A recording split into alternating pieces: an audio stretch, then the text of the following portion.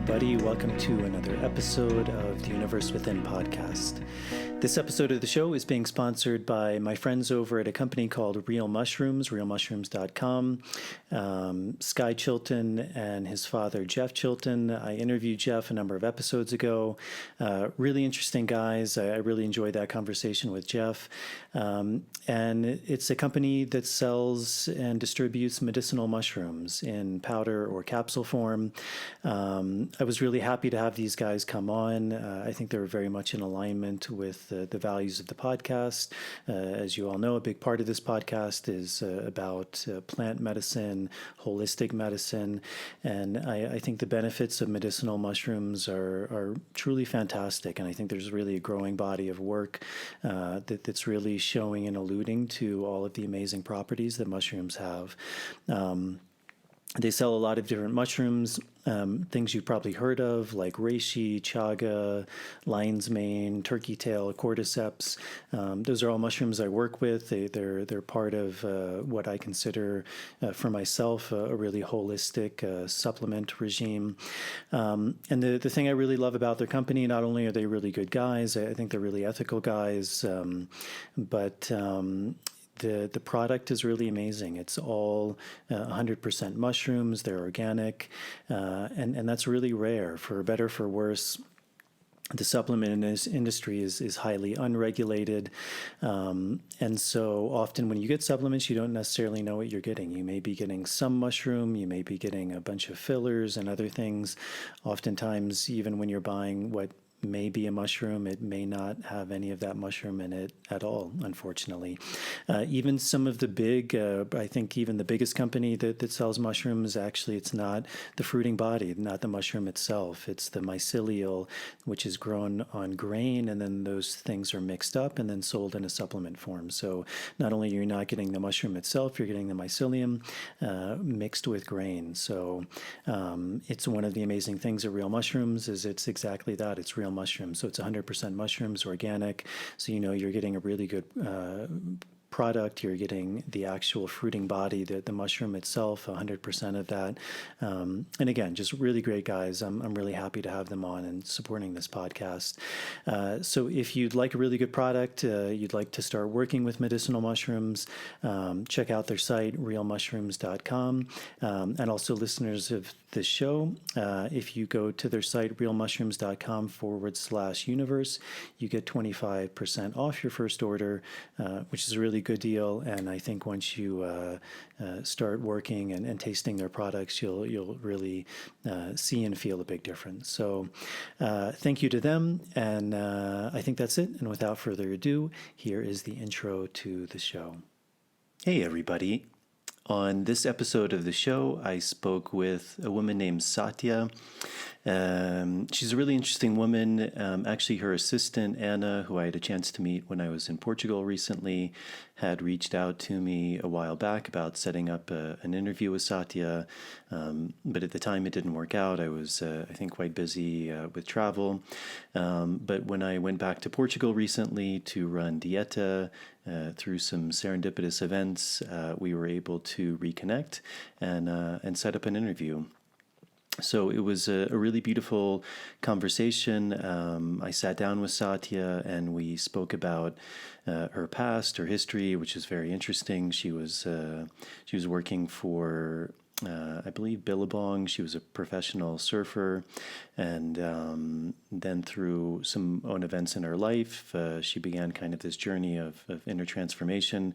She spent a long time in the Amazon rainforest working with a really good and well-respected curandero ayahuasquero named Jose Campos, who also wrote a really good book on specifically ayahuasca, but plant medicines in general. I believe it was called The Shaman and Ayahuasca, which I read, and I think it's truly excellent. It's very simple, but very profound in its simplicity and its teaching. So yeah, we talked about her past, about her work with plant medicines, and really bridging a lot of different therapeutical modalities into one practice of healing and transforming and educating. So it was a really fascinating conversation. I think she's a really interesting and beautiful woman doing really beautiful work. I've had a chance to meet a few people who work with her, and they all have amazing things to say, and just sitting down and her presence and I think her history and her dedication really speaks a lot to her. And now really part of her work is getting these messages out, and also working on things like kind of the global mental health field, even moving that to centers like the United Nations and bringing this work out into the world, I think is really important. So I very much enjoyed sitting down with her, getting to know her a bit, and hopefully I'll be able to connect with her more in the future. So I think and hope you all will really enjoy this episode. As always, if you're able to support this podcast, that's a really big help to me. Patreon is a really beautiful option. For as little as $1 a month, you can sign up. There's different tiers that you can sign up for. Those tiers give you different things back, things like early access to shows, bonus material, Q&As. To all of the people who have supported that way, to all of the patrons, as always, thank you very much for your support. I, as always, very much appreciate it. It's really what allows me to continue to continue doing this podcast and to bring on these fascinating guests like Satya. So if you're able to support that in a way, that's deeply appreciated. There's also the ability to direct donate via PayPal. I'll put a link to both of those in the show notes. And if you're not able to do that, as always, just doing some of the really simple things. If you're watching this on YouTube or Rumble, hitting the subscribe button, turning on the notification bell, liking the video, those all really help with the algorithms, leaving any questions or comments in the comment section. And then with the audio version, Apple Podcasts and Spotify are still the big ones, so following or subscribing to the show, leaving a starred rating and a short review, that's also a really big help. So I think that's it. Without further ado, here is my conversation with Satya. Running out from the maze, running out of the maze today. Running out from the maze, running out from the maze, running out from the maze today. I'm running out from the maze, running out from the maze. Run out of the maze today.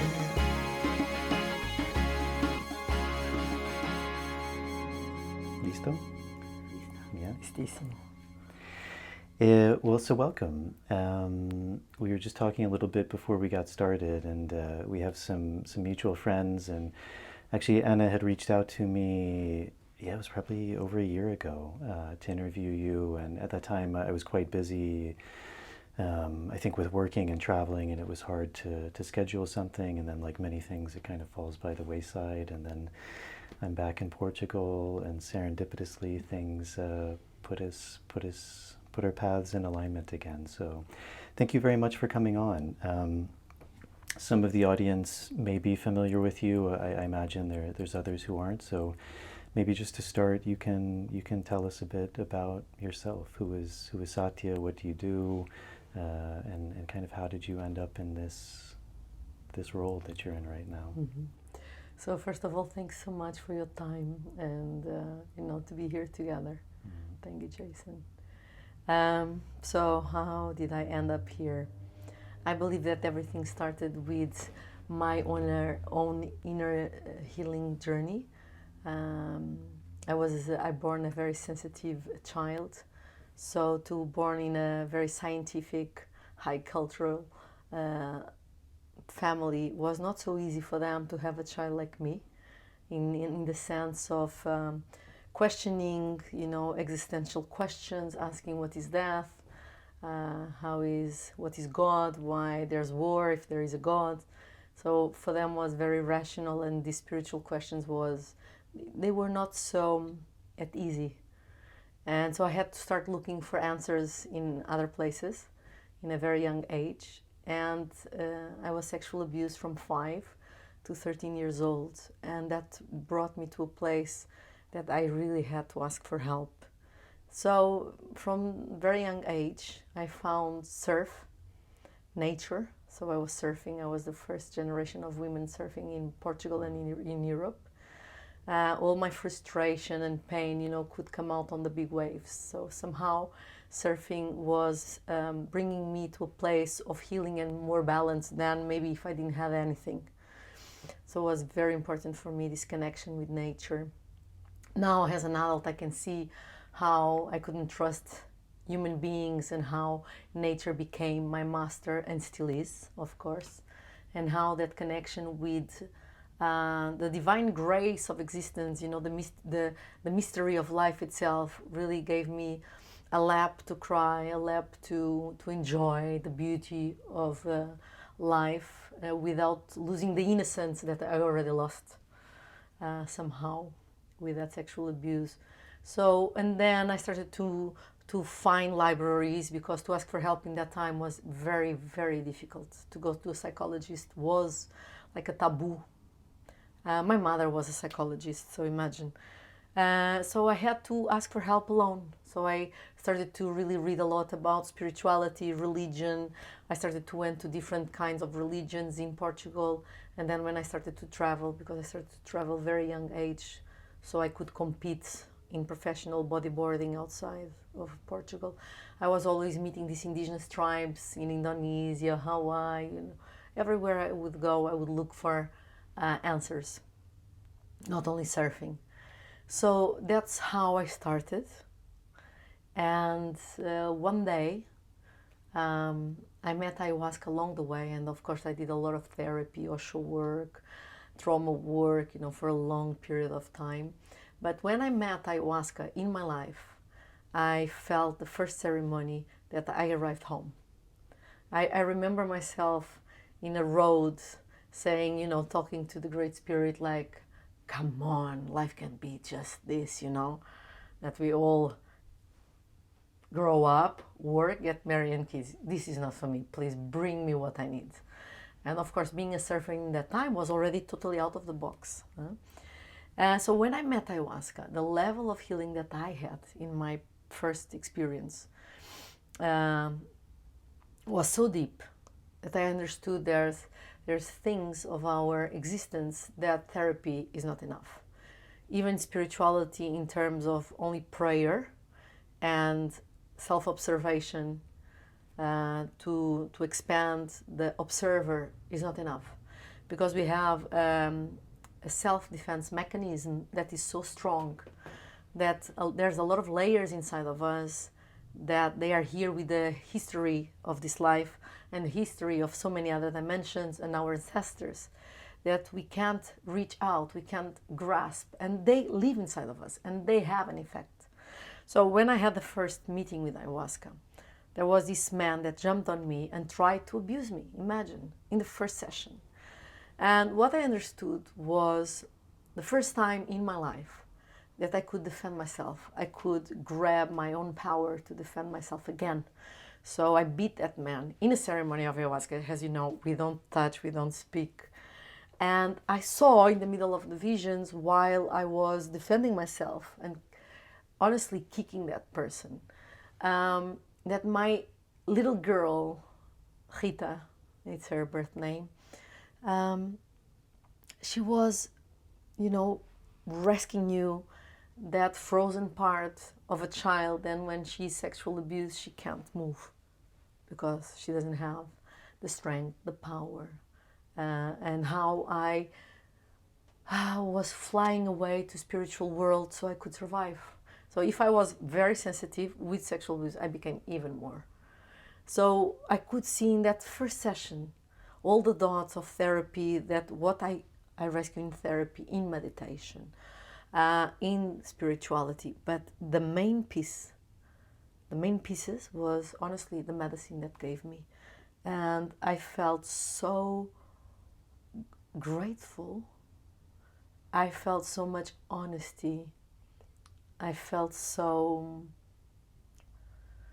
much truth, and expansion through the healing, connecting all our dimensions, that they are not all, as we know. But I could, for the first time, to integrate my spirit that was really expanded with my emotional system that was really broken, even with a lot of work. And with my physical power and memory on the physicality on cells, that I couldn't move, I couldn't defend myself. And with my mind, the recognition of the rational mind on the momentum, and how many times rational mind is stopping us to really let go the defense self mechanism so we can go deeper.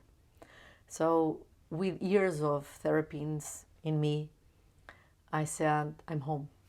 I really said, I'm going to give my life to this, because I recognized the healing in me. It was how I arrived to that point. And of course, there's a long way till now. A beautiful one, full of healing, full of growth. And I hope that goes on. What year was that where you first discovered ayahuasca? So I should not say this because of legal terms, but in that time was not illegal. Was many years ago, 15 years ago, 16 years ago, where ayahuasca would not come in even on the law as illegal substances, so I can say. So it was first time in Peru, I tried to take ayahuasca, but somehow life didn't allow me. I was pregnant of my kids, and I believe because I had a situation before, somehow I couldn't find. So when they had 1 year old, Jose Campos, that is my friend, my family, and he was my teacher for a long time, and he will be always. He came for the first time to Europe, to Portugal, and that happened in that ceremony. And of course, it was was a strong situation. It's not every day that we see something like this. And so we were talking a lot, and after that situation, even when they wanted, to speak strongly with that person, I said, look, this is a very sick person, otherwise he would not do this. So we need to put limits, of course, but now we need to help him. So from that place of meeting on that depth of healing, me and Jose started to become really close, because for him was a very strong situation to as a responsible of a ceremony. And immediately after some months, I went to the jungle, and we didn't, separated anymore for many years. So we started to travel the world, doing ceremonies. I would organize, I would assist, till one day he started to say, you need to come. But I couldn't come till I really found that inside of me. So I would say, no, I don't feel it. I'm exactly where I should be assisting. I'm beautifully happy and grateful here. And there was a situation that he had to come out of the Malacca. And it was the moment that I had for the first time to really take the ceremony, because nobody was there. Because he was supporting a person that was not, it was a strong process.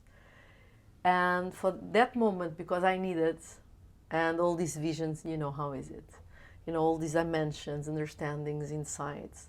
And I saw how the ayahuasca was really putting as the first ceremony in a situation that I needed to recognize, that to feel at home, to do, the most honest work that we can do, even if we are not an indigenous. If we have, a true healing process, true willingness to work on ourselves, to understand that we are endless process of unfolding universe inside of us. So in that moment, understanding all these things in a deeper level, I accepted to say, okay, I take the ceremony. And that's how I accepted. And in our traditions, they say that it should be like this. The ayahuasca somehow chooses. But in this moment, it's not like that. And we need maybe to help people to be trained in a professional way. It's interesting now that I think about it. I had reached out to Jose Campos, I think in 2012, and I had a few emails with an assistant of his. So I wonder if maybe we were in communication back then. But he had several for me was Portugal, Hungary, Russia, Ukraine, more this Europe list area, and Portugal. So for France would be another person, for England another person. Okay. This was for Peru, I think. So, but yeah, it was For a long Peru time is ago, another so, person. Yeah, okay. It's his niece, Okay. Liz. Yeah. So you said you lived in the Amazon for a long time training with him. What was that process like? I mean, you know, it sounds like you had traveled, so it probably wasn't such a foreign concept being in that environment, but I would imagine there's still some pretty significant changes that you're going through. I mean, the Amazon's a very particular place, very particular environment. That work is, you know, there's a certain charge to it, and I imagine it was quite an experience. Would you call it like an apprenticeship you were going through with him, or you? Honestly, in the beginning, I didn't consider that I was, in apprenticeship, even if I was, because I was assisting, but not with the intention of becoming something. So for me, I was really there for healing, for my own healing. I could see really big steps, the way I would perceive life, the way I would communicate, the way I would deal with my triggers, how I was forgiving my mother for not seeing the sexual abuse, how I recovered my ability to be a great mother, honestly, because a sexual abused child is afraid to be a mother many times, even if it desires, because there's so much fear. So observing all that, for me, Amazon was home, honestly. I can walk there. It's home, it's really, it's like the beach, the ocean, and Amazonia. So I learned a lot. I'm still learning, even if we don't work now. I work alone. We have the same camp. We are really great friends, and now we are doing a good project that is a reservation that we buy more land to protect and to replant, to reforest, to protect the animals. So we are highly connected. But my apprenticeship, honestly, was through my own healing.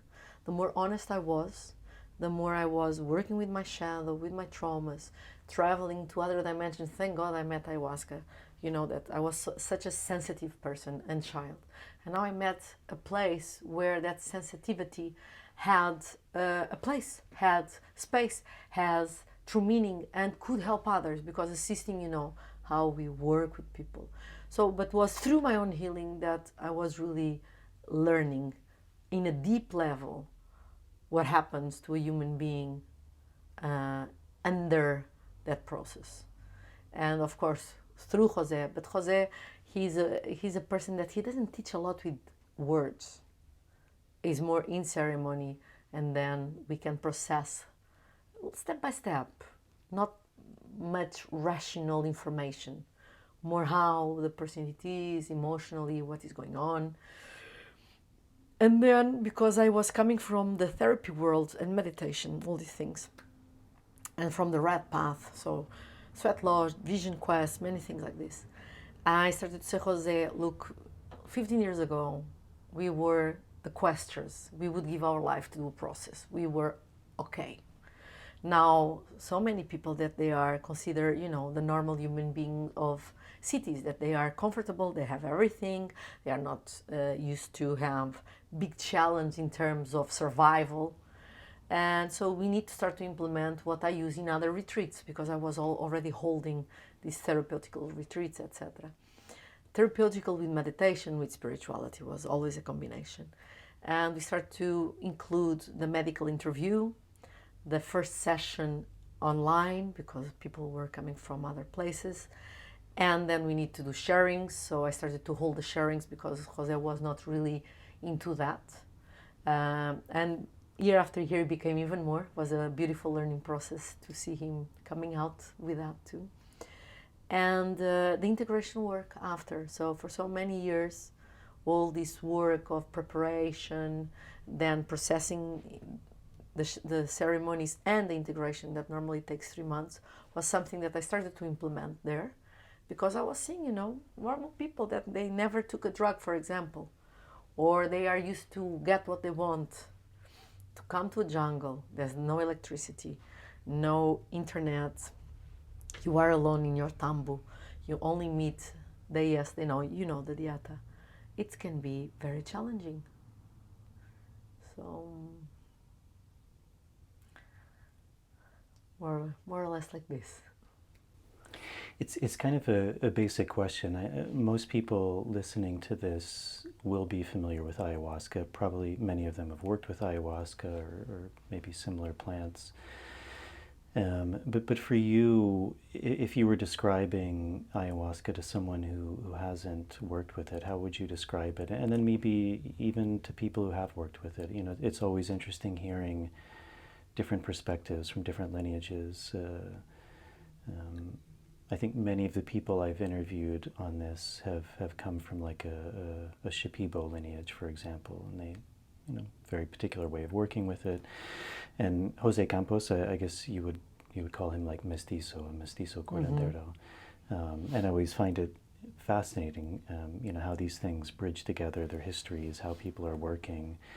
So yeah, maybe can you talk a little bit about ayahuasca, just from a very like fundamental place, and then also maybe a bit of what that looks like how working looks, what the ceremony is, what that consists of, what the role of someone like Jose is, what your role is when you're talking about like training or facilitating or helping people. Like what does that look like? What does that feel like? First, I would say that Jose came from the mountains, Peruvian mountains, Cajamarca, and his grandfather was a healer with San Pedrero. And I want to say that he's one of the persons that I really trust because he's really simple. He doesn't pretend to have an image of a shaman. And he's, you know, normal person, goes with his car to have lunch, to get kids from school. And then he sits in ceremony, he does his work. And one of the most beautiful qualities that he has, he can accept someone like me, that I started very young with him, as a client. And when we grow together, you know, there was things that he has to. And I could come and say, Jose, look here, this is not okay. And he had the humbleness and the truth to say, you are right, Satya. So for me, you know, the lineage, I'm going to say something that maybe it can hurt some people.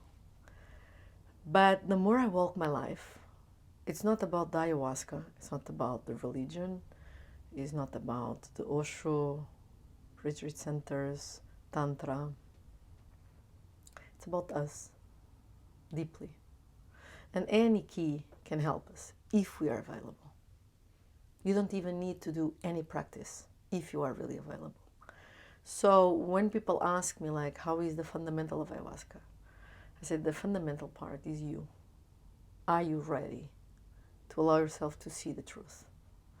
Are you ready to really confront your shadow in terms of, you know, personality structure, see the traumas, the consequence of that, the lineage of your traumas? Are you really ready to take responsibility and say, yes, I am the one jealous. I am the one manipulating. And I am the one praying that I can heal. So at the end, I don't see ayahuasca or San Pedro or any other plant or any other practice has the fundamental question, is us always. And they are a blessing in our lives. They have the potential to open our consciousness, to expand. But they don't work alone. Nothing works alone at the end. We are interdependent of everything in this ecosystem. It's an illusion. And we humans, we want to be in control. We want to be the ones that we did it. And it's true in a certain way. We are the only beings that has the ability to create science, art, poetry, philosophy. So why should we be the ones destroying this planet? Because we are highly disconnected with life itself. We are life itself. We are the mystery of life. We don't recognize that.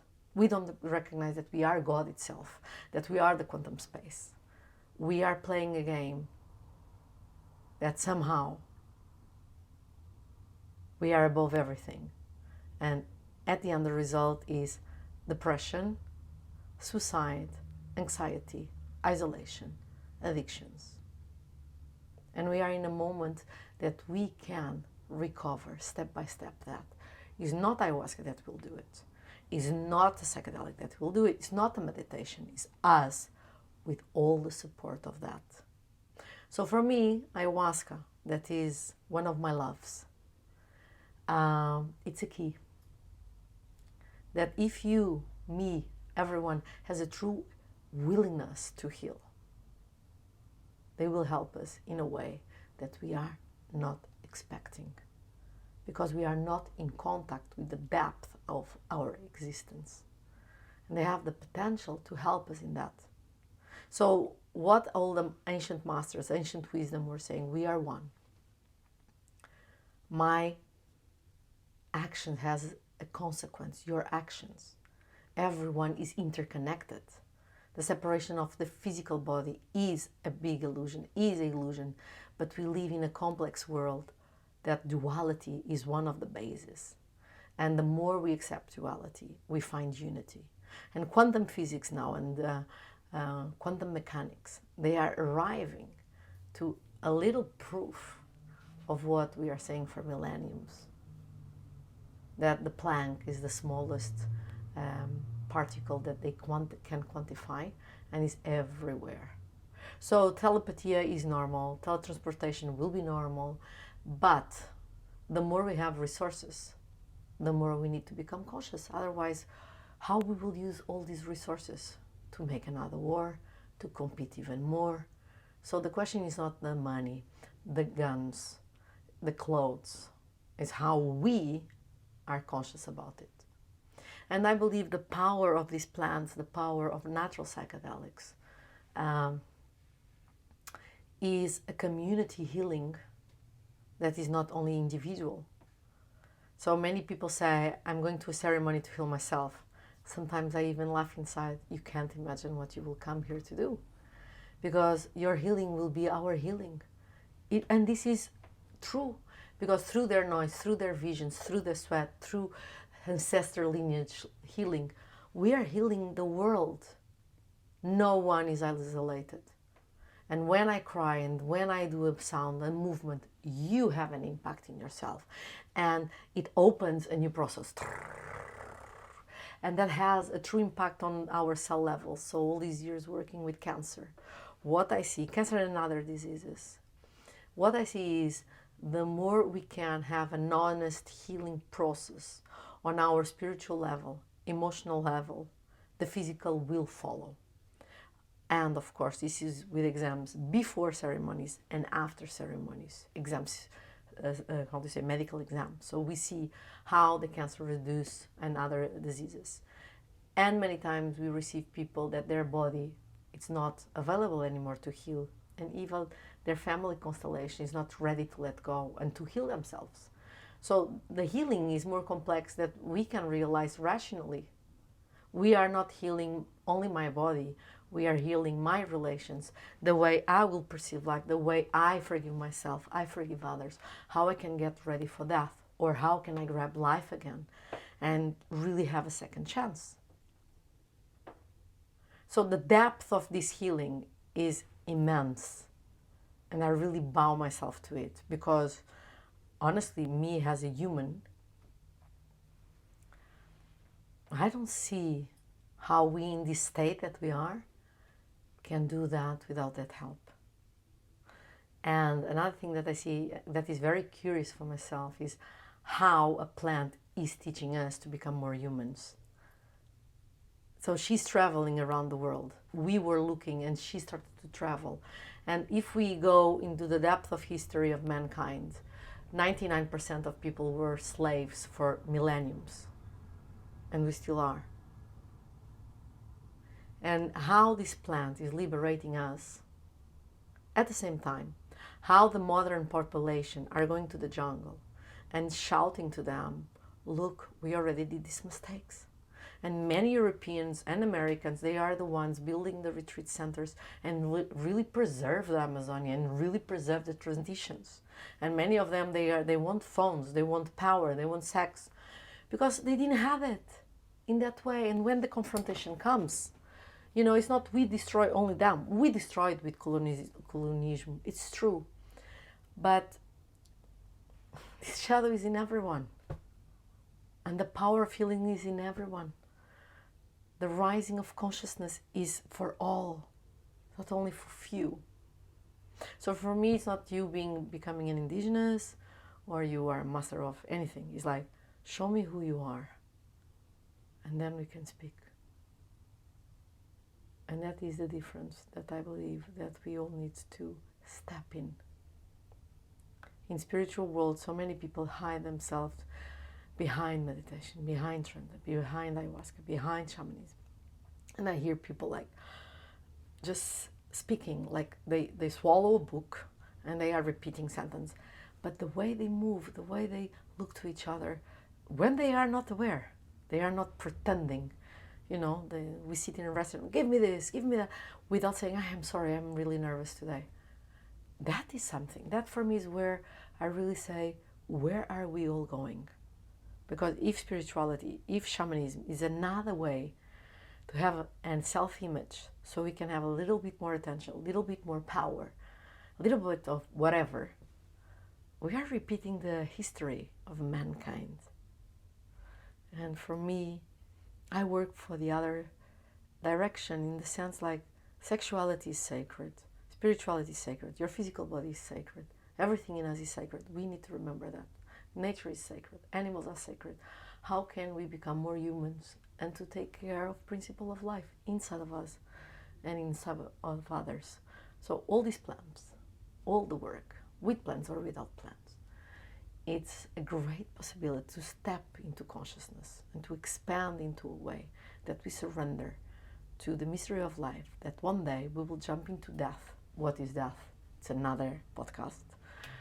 And yes, the natural psychedelics for me is one of the most amazing keys and teachers in that sense for our humanity, if well preserved, if we take care of people, if we respect the sacred of ancient traditions that have millenniums, and we understand the communion of man, nature, and there's no separation, even if we have a different consciousness, because everything has a consciousness and the vibration and the frequency. How can we remember our interconnection, that we belong to this ecosystem while we are here? Beautiful. So you were saying you had a background in psychology before coming to these plants. And I think that gives you a unique perspective, because it's all of these things, that there's a certain cosmovision that goes around it. Western psychology, that there's a certain worldview, a certain cosmovision. A lot of these indigenous Amazonian traditions, with ayahuasca, for example, there's a certain cosmovision. What was that like as you began to kind of merge those two? Did you see they actually complemented each other? Were there kind of shortcomings or like keys that began to merge or unlock? Because it also seems that we're moving in this time where these plants are also coming under this kind of guise or umbrella of psychology, of Western psychology, mm-hmm. which has its benefit for sure. But as I've talked about in a couple of recent podcasts too, there's a certain amputation that comes. It's because these plants are amazing at mm-hmm. enlightening certain aspects of the psyche, of the consciousness. And yet, as you're kind of alluding to, that they can be so much more than that as well. So I don't know if that's a precise question, but yes, maybe totally. you can speak a little bit about that theme. Totally. I really hear you. I really understand what you somehow, I believe that I hear you. So first of all, I don't have a degree in psychology. I have a degree in law. And I come from marketing, the first marketing office for Billabong. So surf brand. So I was always really connected with surf. So nature was our temple, and it still is. And in the time that they were not in stock market was the beginning of surf. It was amazing life, honestly. We would work barefoot, we would close the office because there's good waves. It was really different time.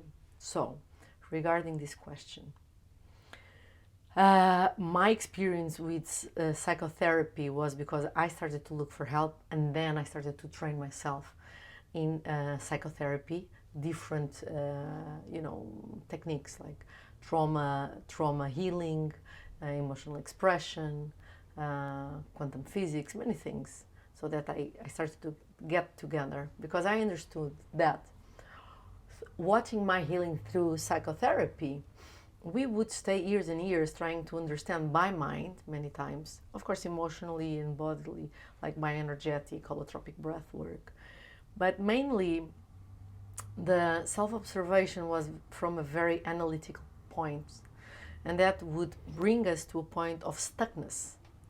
We couldn't go beyond that. And I saw how many communities, they were years and years analyzing themselves and not taking responsibility. Okay, my mother did this, my father did this. They couldn't do better because maybe they are even more traumatized than me.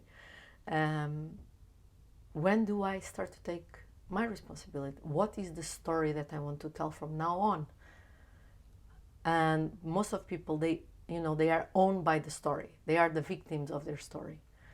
And in psychotherapy world, this faith, this longing for home, these existential questions, they are perceived from the analytical points, not from faith, feeling, expansion. On the spiritual side, that I include shamanism, what I saw was people were always so high all the time, and then coming home and preaching who found the light, what other people should do, that they need to surrender to ayahuasca, to Christianism, to Muslim, the same story of centuries. So I understood for myself, looking to these different poles, how I could really help myself. And helping myself was, of course, we need an observer. Of course, we need an analytical, rational mind so we can implement, different habits, different strategies, so we can communicate in a certain way. And that is through the emotional level and rational experience of the world. At the same time, the true expansion is when we let go control and we open ourselves to, I don't know. At the end, I really don't know. And this is something for the brain, for the mind. It's really frightening. So how could we combine these two worlds? Because in this world, there was a lot of projections too. I see, I have the vision. I know what is light. My God is better than yours. So again, a competition. So when I started to feel that in a very young age, I said, no way. I don't belong to anywhere. I belong to the cosmos. I belong to a consciousness that I can't explain with words. So I believe the union of these two worlds is something that can help you to fly into other dimensions, to explore belief systems in a way that you hold them so you can have a goal in life, you feel safe, and you can let go. And to expand your consciousness, you can expand your perspective of life, you can face death, maybe with, I don't know what is in the other side, but I can let go. I can die in peace. I can forgive. I can let go bitterness. I can let go being a sexual abuse victim. I can rewrite my story because I am the infinite possibility of this world. But without the rational part that we have kids, we have responsibilities. We agree that there's a timeline somehow to live here all together. When time starts to break and space, we'll be very curious to be in this planet. When our consciousness evolves to that, I'm very curious to see the next 5-15 years with this intelligence, artificial intelligence, that will, change totally our world, our perspective. How nature will influence everything, because if we don't recognize immediately that this is our home, we need to breathe this air, we need this clear water, we need the ecosystem to be in balance, so we are in balance. It's not just we make this to be in balance so we survive. No, it's a totally different way of perceiving. So I believe that both worlds, they live together.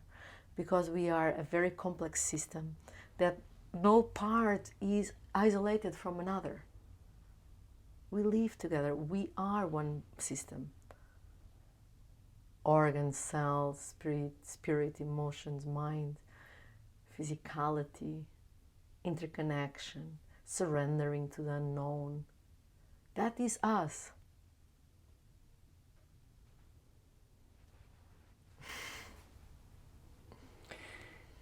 Yeah, beautiful. You mentioned this idea of the red path, and this was something you were doing before you came to plant medicine. No, by the opposite. I said that. I was then when I speaking, not that. Okay. I started with ayahuasca, and then I went to the red path. Okay. Yeah. Can you speak a little bit about Yes. that? I'm sure some people are familiar with that, but I think for a lot of people, they don't know what that entails. Yes. And it's quite interesting. It's a beautiful path of shamanism too. In the red path that I follow is the sacred fire of Ichilachlang, that Carmen Vicente was the leader of this spiritual path. And it's the union of the eagle and condor of North and South America together. And their practice includes natural psychedelics, sweat lodge, vision quants, sun dance, the night of the spirits, the moon dance. And once I was already leading sweat lodge before the red path and ceremonies, I believe. And there's Red Wolf, that was a friend of mine from Red Path. He said, you know, Satya, if you are growing in this path of shamanism, you need to know a woman. You know, you need to go and meet Carmen Vicente. And I did it. And I'm really honored and thankful and grateful for what this woman taught me. You know, she's half a meter, powerful spirit, amazing speaker, and very strong spirit, very strong, but a kind heart too. And as a woman looking to another woman, you know, that to survive in a man's world, she became a rock. And how through the years of all the work that she's, you know, she's really embodying the work, she's really serving in that path, the wisdom, the best way that she can, of course, has all of us, how she became, with age, more tender without losing her power. And so I was with her for many years, organizing her in Portugal. So was Carmen Jose. From Huicholes, Los Maracames, was Don Tonio. He was my teacher too, with Peyote. And he died already, he passed away. But they were incredible human beings, doing their best because they have their things too. And on the red path, what I felt, with honesty, there's a place that red path is to a political system. And spirituality is there, but the organization of the community is political. So I could see from my perspective how that could be distorted too, with all the beauty there is, that I bow to it. I'm a sacred pipes carrier, I'm a sweat lodge carrier, I'm a vision quester, I hold a vision quest. But how can we step out of all this? How can we evolve in a conscious way that these practices are not corrupted by our own soul? That is my question. And I question myself, am I doing with ethic? Because it's a sacrifice, honestly. We give our life, we give our time that we take from our families, that we take from our own lovers, that we take from our own pleasure to serve people that they are in pain, people that, you know, they have process of dying, that they have strong process of healing. We give our life, we give our sweat, we give our blood. So to do it from a conscious way, we need to ask, am I doing my own work? How can I have integrity to stand in front of a group of people? And what I say is what I do in my life. And that, I think, is for everything. For anything.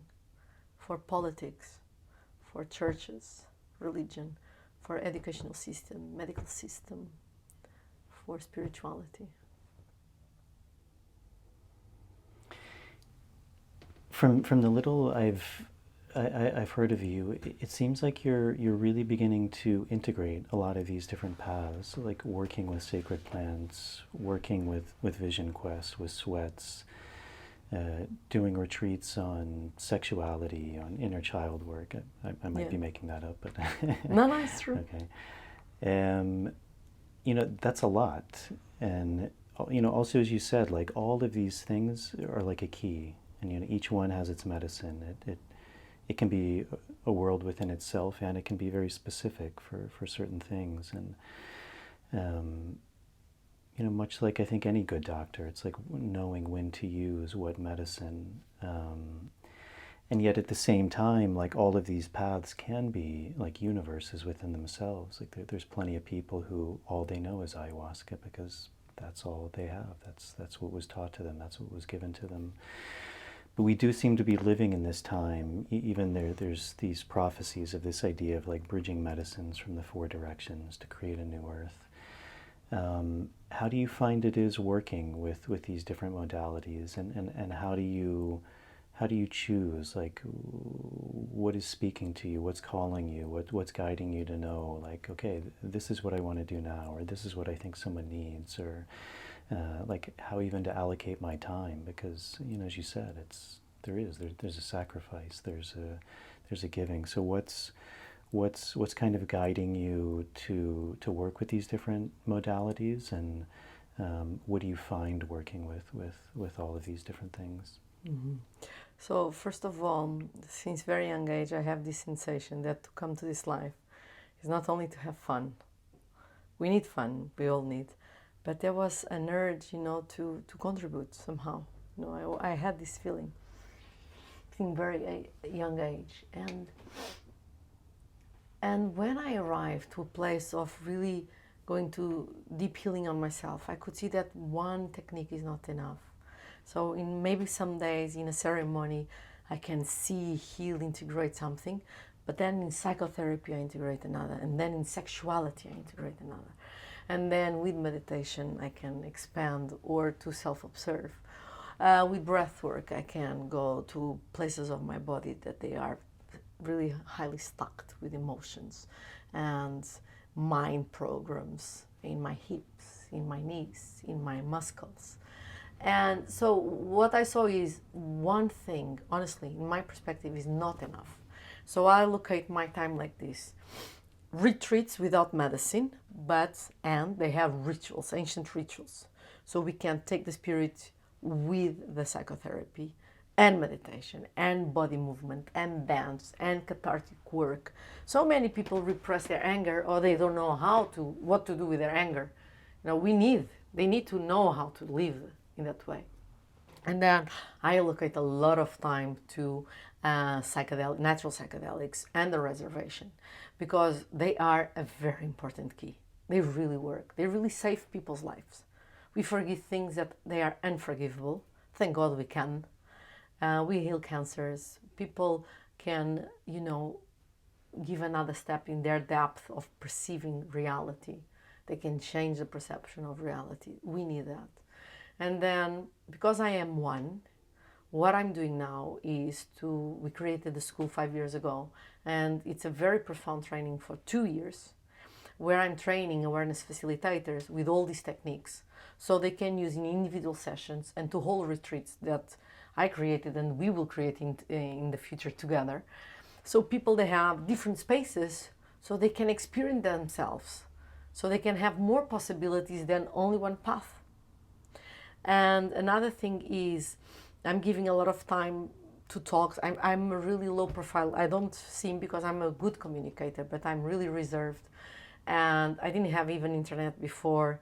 And with the pandemic, my team said, Satya, we need to go on air. And I felt already, but I need to be in the retreats. That is that's where I can really help.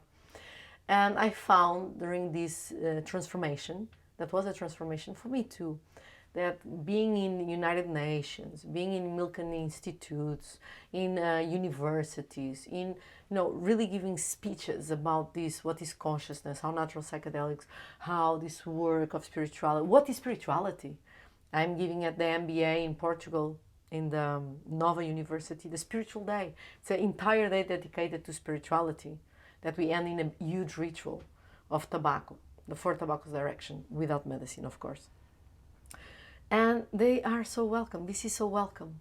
People that they are the leaders of companies, politicians, in that trainings. So people are, I believe that people are craving for authenticity. So I decided, and one project more, we have several honestly, so that's why we are growing the team. And unfortunately, but the life has their own unique way to make us to see things and to change us, to transform us into the direction of more, let's say, consciousness through the war, because it was my second home was Russia and Ukraine. I had to stop to work there, that I was in the last 15 years there. So a lot of people came out, like Sophia, all of them, Mira that you met down. And now, before we were 2 people and I had different organizers around the world. And now it's the opposite. We are a 13 people company. So we immediately in 1 month I had to grow because they came without work and said, I need to give work. And so we are growing areas, kids and teens areas, elder areas, the addictions areas, the food. So all these, are parts of us. And training them, the awareness facilitators, to be really conscious people. Because one thing is to know the technique. And if a facilitator is with the technique, the person can't open. Because they feel that they are not really present. That we are not really, where they are, breathing with them. Sometimes without pushing, sometimes even pushing, but not from a place of judgment and criticism, but with hands by hand, I'm here, I'm here, feel the fear. It's okay, we are here together. And respecting that they can't, they don't want. And that is your healing process, is your expansion of consciousness that will give that. And the technique will be there to give a space for them to experience that. So in Awareness Facilitator School, for me, the most important part is all my students, they end up as the more conscious human beings that they can be. The technique is easy. They can read anywhere. But to be present, to be responsible for emotions, for their mindset, their projections, to see the hooks and say, here it is. How I want to answer. I want to respond consciously to life. Without that, we are just, technicians of what? Of nothing at the end. Because there's nothing there. There's only the human being that is the entire universe having that experience of individualization. And if you don't go through that and you find that inside of yourself, how you will feel that with another person? It's just a theory that someone tells you and you memorize. But there's no depth, there's no experience on that. So I give a lot of attention to Awareness Facilitated. The last 2 years and the next 3, it's a 5 years that I said I will stretch myself. So when they come out to whole retreat, they are really there. So they don't hurt people. They can really hold the space for people. And giving a lot of time to these talks because I really understand that help them. Even if in the beginning I was highly resistant. And now I'm even learning, I'm learning to be a better speaker, to be more conscious, to read an audience, a big audience, to interact in a subtle way with them, taking them to the existential questions so they can open in, 10 minutes to a person in front of them. Last week I was in jail, speaking with 50 men that they are in jail from 5 to 12 years. And I just sat there, looked to them, they looked to me, and the only thing that came up was what I will tell them. I don't have anything to tell them with a speech that I can remember. I just need to tell the truth. They are in the most difficult place on earth. What can I say? I just said the truth. I was sexually abused. I was a victim. And then I had to turn that. I transformed all that pain into wisdom. And here I am working with militaries, with addictions, with trauma. And I know by myself that it's possible. And explaining to them that the child, when she's born, she's, in that space that she needs love and affection and attention, physical, emotional. And we the parents, are highly traumatized. So we don't give the attention needed, and maybe we can't even give everything to that child. So the child starts to behave in a way to call the attention of parents. So she starts to create a personality structure so she can get the attention. And her authenticity is left repressed. So we live in inner conflict all the time. So most of them, I was saying, most of you was like me.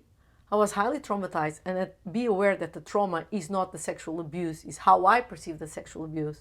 Because maybe for me, it's not such a big thing as for another person. Or maybe the loss of your mother is bigger than sexual abuse. So when you start to protect yourself and to create strategies of surviving to get the attention and love that the child needs, your authenticity was repressed because there was no one holding that you have the right to be who you are. And that's why the pain is so big, the conflict is so big, that we all go into drugs, TV, food, toxic relations, everything, gaming, pornography, everything that help us to not feel the pain. And when I was explaining this, they all melted. And they started to say, Senora, thank you. My story is this. And they came up. My mother was dead when I was 2 years old, and I felt always alone, so drugs were for me.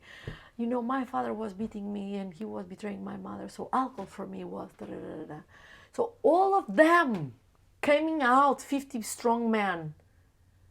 And what I see there, it's a child that was highly hurted, and it just found a way to survive.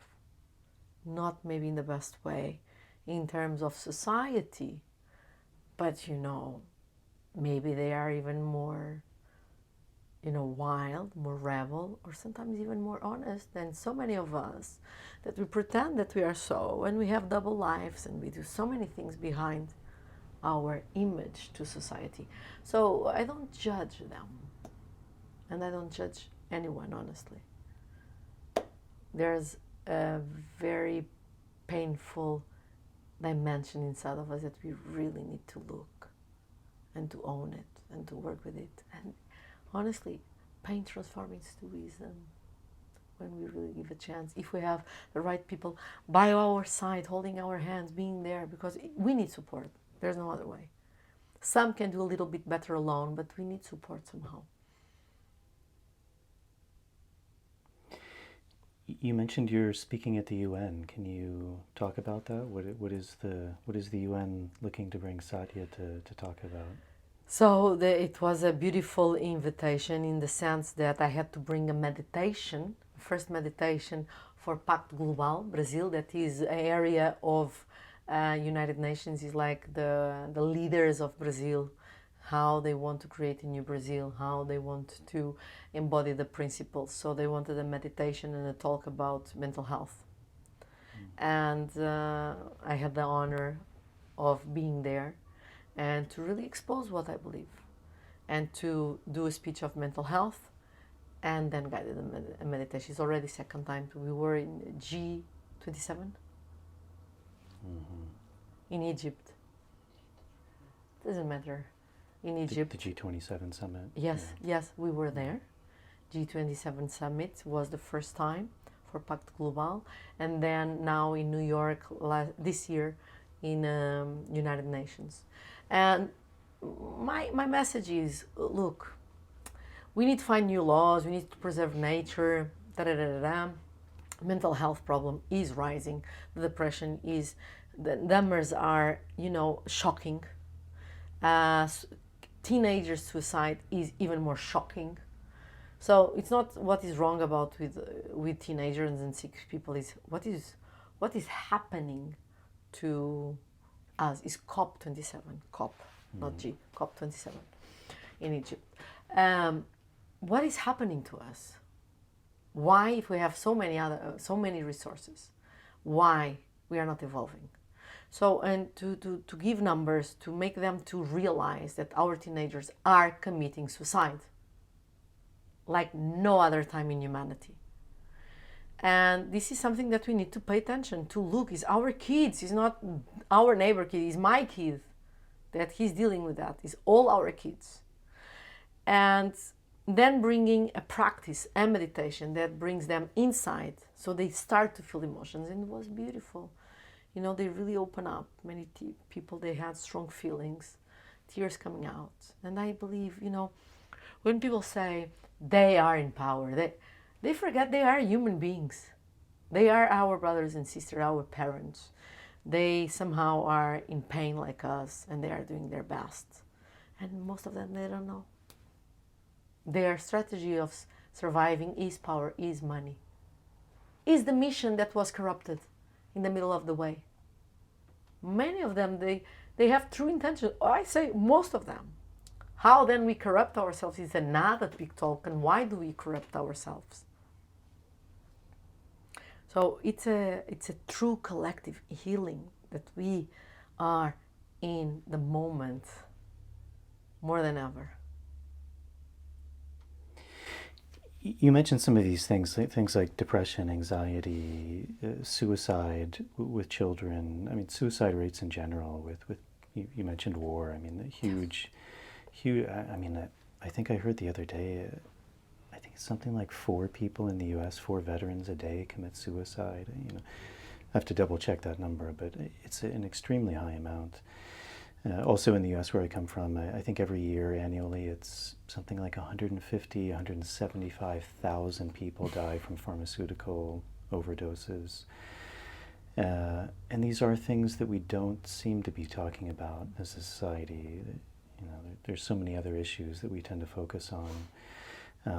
But it does seem like there is a suffering that's going on. There is something in our minds that's not aligned, that's not whole.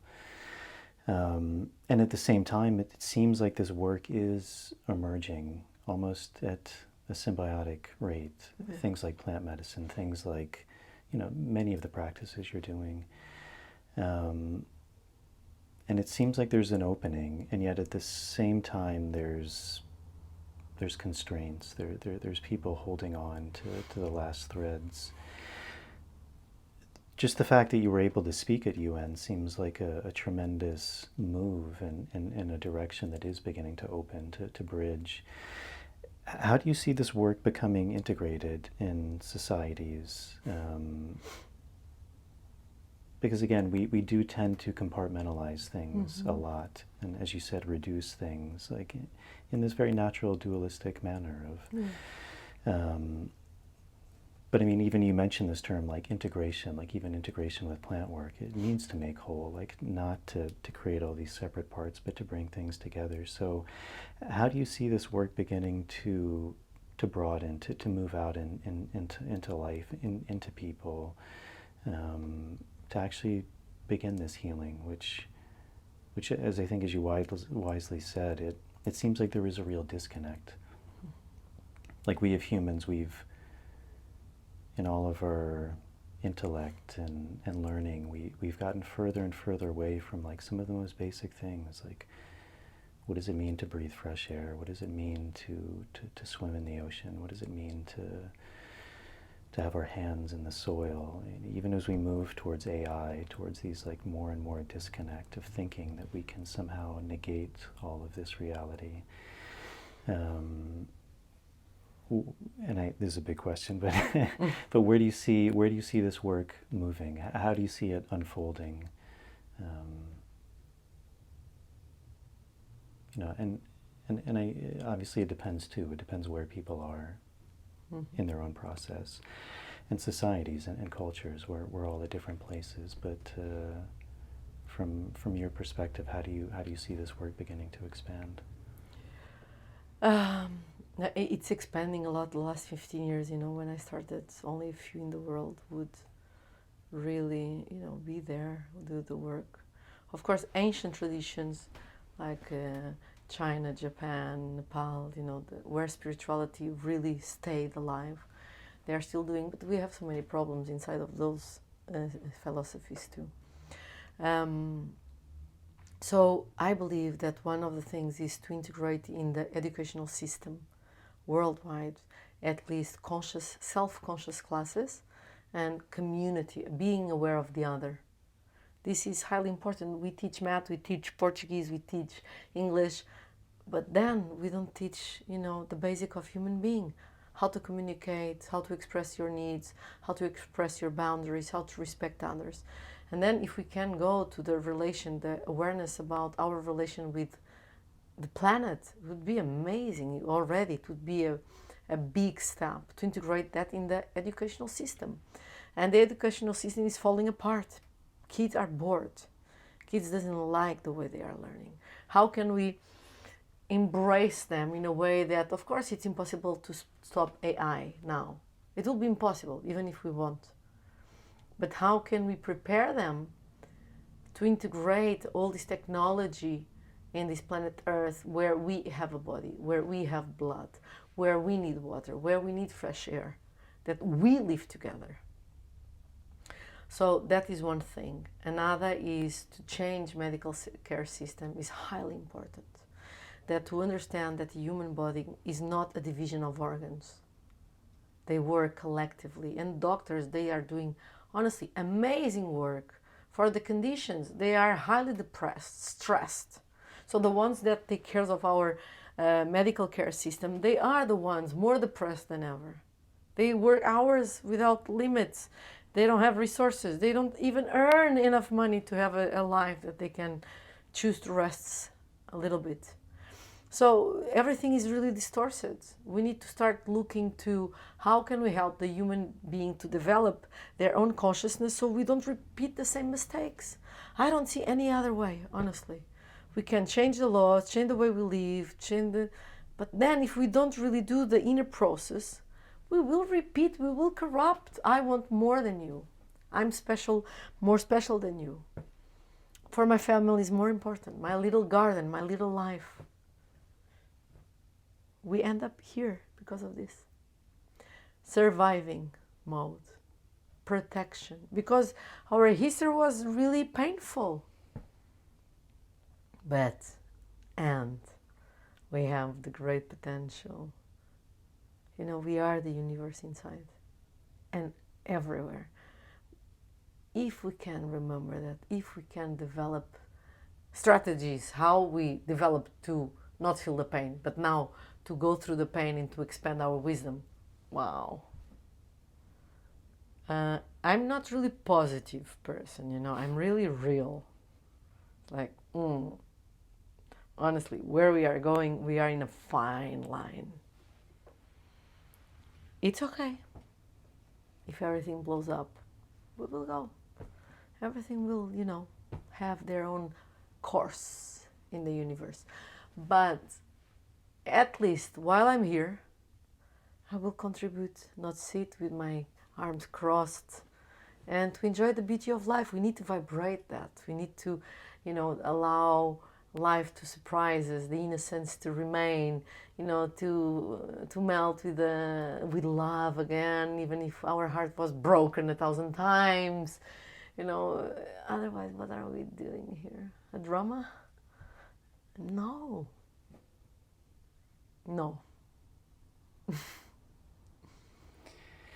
Beautiful, Satya. I know we don't have a ton of time, and it's quite hot in here. It is. It's lovely, but so much. I like. Even here inside, I have a river. Is there anything you'd like to talk about that we didn't touch on? No. Thanks so much for your time and questions that they are so, beautiful, deep, interesting. They are lifting human consciousness. Thank you for your presence. That is beautiful. Thank you so much for this presence. Thank you. I'm sure we could talk for another hours. Yes. So maybe we do round 2 at some point. And I want to listen to you more. Yeah. If it's possible. Yeah, absolutely. Honestly. Yeah. Well, thank you so much. If people listen to this and they feel inspired or they want to reach out to you or learn more about you, what's the best way of doing that? I think the best way is going to our website, workingwithsatya.com, or Instagram, Working with Satya, where we have our contacts. And then they can contact us, and we will be there serving them the best way that we can. Mm. And is there anything like coming up if someone listens to this and they're like, wow, I really want to come work with you? Do you have like workshops coming up? Yes. Or there's a lot in the website? There's a lot. Okay. We have every month. Okay. It's our life, and we have a lot of fun doing it, so we'll not stop. That's an important part. Wonderful. Thank you so much. Thank it was beautiful. you. Yeah, thank you. Thanks so much, Jason. And thank you for organizing this. there's two people off camera you can't see, so. They are amazing people, huh? Yes. They are really real people. Yeah. Doing their work too. All right, everyone, that's it. I hope you enjoyed that show. It was a pleasure for me to sit down and speak with her. She has a beautiful presence, and I think she's doing amazing work. So I hope you all were able to gain something from that episode. As always, if you're able to support this podcast, that's a really big help to me. Patreon is a really beautiful option. You can sign up on their website for as little as $1 a month. There's different tiers you can sign up for. Those tiers give you different things back, things like early access to shows, bonus material, Q&As. It's a really big help to me. It's really the main way that allows me to continue to make this podcast and to bring on these guests. To all the people who are doing that, who are supporting in that way, thank you very much for your support. And if you're able to do that, thank you in advance.